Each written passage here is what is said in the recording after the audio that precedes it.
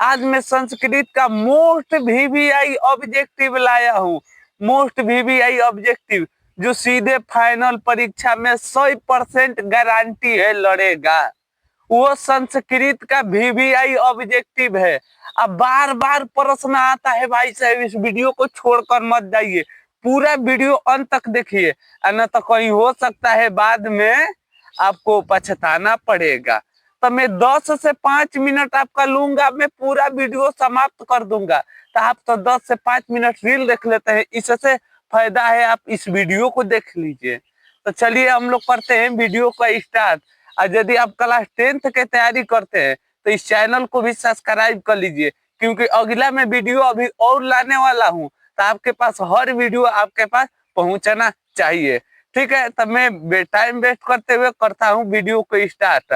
आप लोग चैनल अवश्य सब्सक्राइब कर लीजिएगा, और यदि वीडियो अच्छा लगा तो इस वीडियो को अपने दोस्तों में शेयर कर लीजिएगा। मोस्ट वीवीआई सवाल है, सीधे पेपर में वार करेगा। तो आइए हम लोग करते हैं क्वेश्चन वीडियो को स्टार्ट।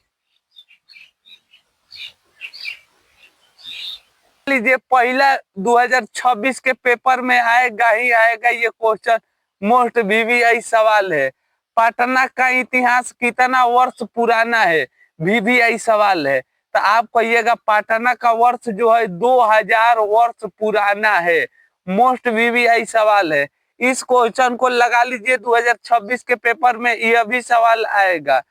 सरस्वती का कुलगृह कौन सा महानगर है? सरस्वती का घर किसे कहा जाता है? क्वेश्चन ये कहा गया है।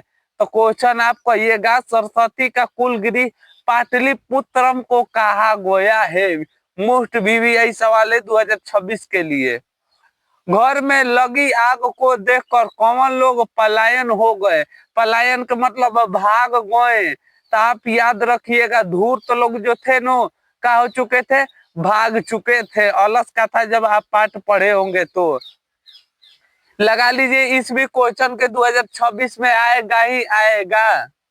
चारों आलसियों को कैसे बाहर निकाला गया? कौन चीज से? तो आप लोग जानते हैं, घर में आग लग गया था, ये चारों आलसिया क्या हुए थे? सोए हुए थे। तो इन्हें कैसे बाहर निकाला गया?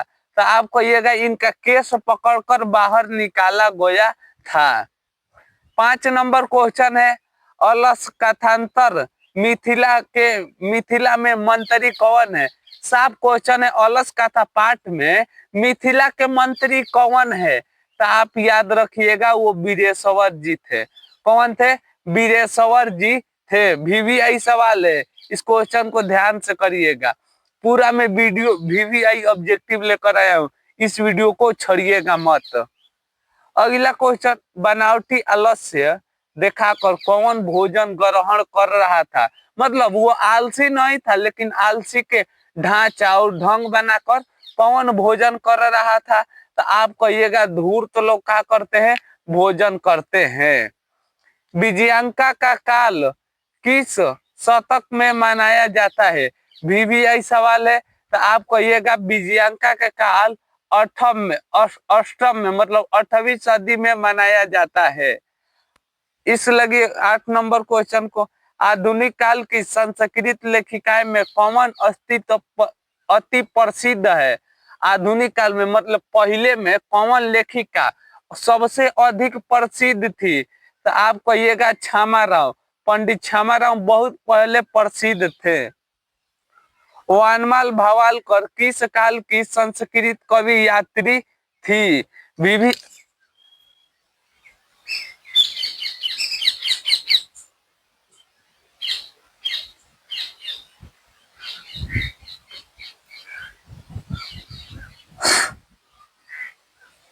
8 नंबर क्वेश्चन देखिए, वीवीआई सवाल है।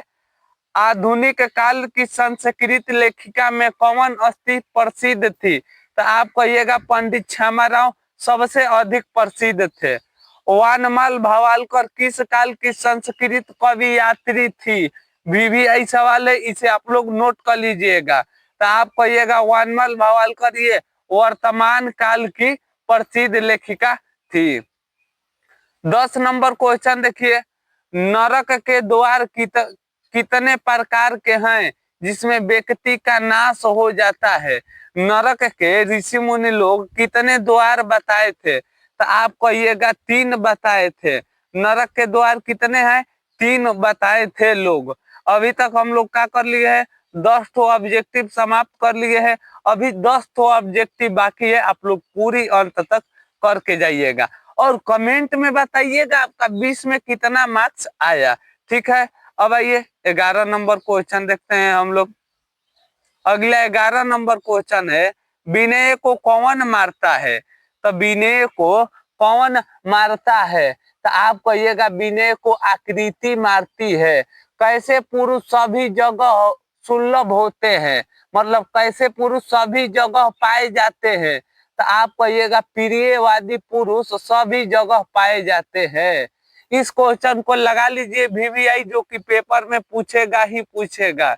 स्वामी दयानंद किस नगर में आर्य समाज की स्थापना किए थे? तो आप कहिएगा वो मुंबई में स्थापना किए थे। कहाँ पर स्थापना किए थे? तो मुंबई में स्थापना किए थे। वनवास प्रसंग में राम सीता लक्ष्मण के साथ कहाँ पहुंचे थे? रामायण में वनवास में जब राम और सीता थे तो आखिर वो लोग कहाँ पहुंचे थे? तो आप कहिएगा चित्रकूट पहुंचे थे। कहाँ पहुंचे थे? चित्रकूट पहुंचे थे। मंदाकिनी नदी किस पर्वत के निकट है? वीवीआई सवाल है। मंदाकिनी जो नदी है आखिर वो किस पर्वत के निकट है? तो आप कहिएगा चित्रकूट पर्वत के निकट है। शास्त्र मानव का विकास का बोध करता है। क्या है आखिर शास्त्र मानव का विकास का बोध करता है? तो ये क्या है एक प्रकार की? तो आप कहिएगा ये कार्तव्याव है। वेद रूपी शास्त्र क्या होता है? आखिर जो वेद रूपी शास्त्र है वो क्या होता है एक प्रकार के? तो आप कहिएगा नित्य होता है। 18 नंबर क्वेश्चन देखिए, वाल्मीकि द्वारा रचित कौन ग्रंथ है? वीवीआई सवाल है, ग्रंथ वाला पूछता है तो आप ये कह दीजिएगा।